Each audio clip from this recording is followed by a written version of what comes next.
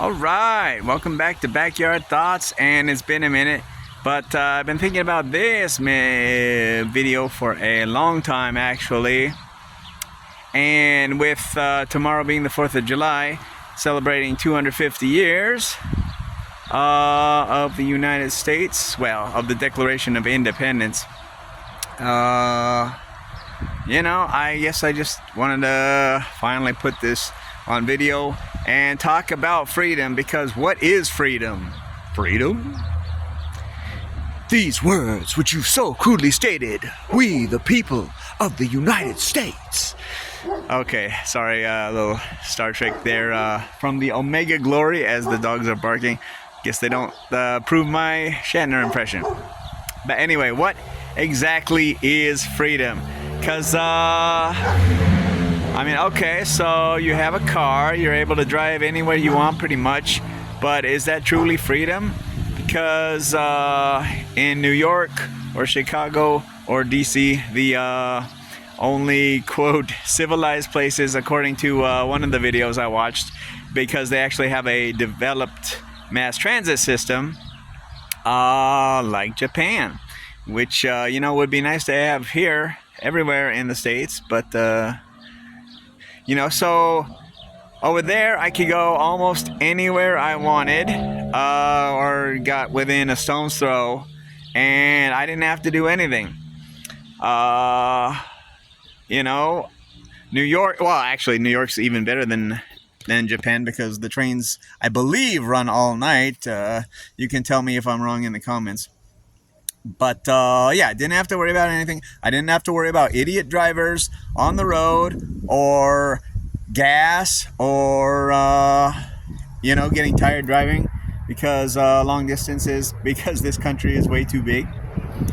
So yeah, I just thought there was more freedom there, and not in the country where freedom is supposed to be absolute. So yeah, that's my thoughts on freedom and transportation. What about freedom?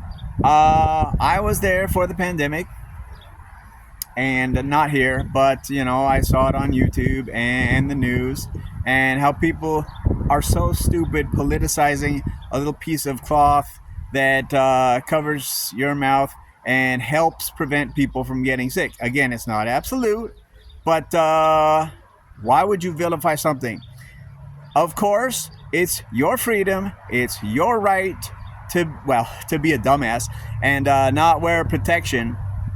But what about the other side of the coin? What about my right not to get sick from your dumbass? What about my freedoms?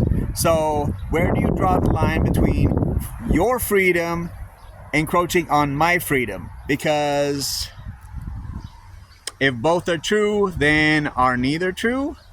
It's something to think about. The Second Amendment, it is your right to bear arms. You can own a gun, okay? So, and some places that's definitely necessary. But where does your freedom to own a gun begin? And the dumb shits who shoot up everything since Columbine, where does my freedom to live begin or end because of your freedom to own a gun? So we need to have a serious discussion about these things with logical people, not idiots that have been paid off, or extremists, like normal people, and solve some of our issues as a nation.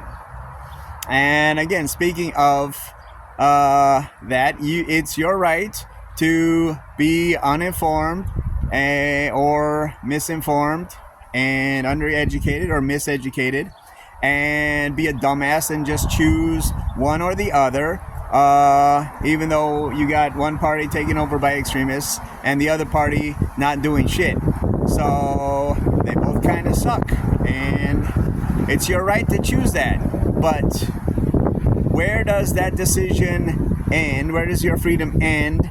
And where does the other person's freedom to not be affected by whatever the consequences of your dumbass decision begin and end? So seriously, we really need to teach civics, one, and like I said, sit down and have a national discussion about what we want to do if we're going to survive another 50 years, let alone another 250 years.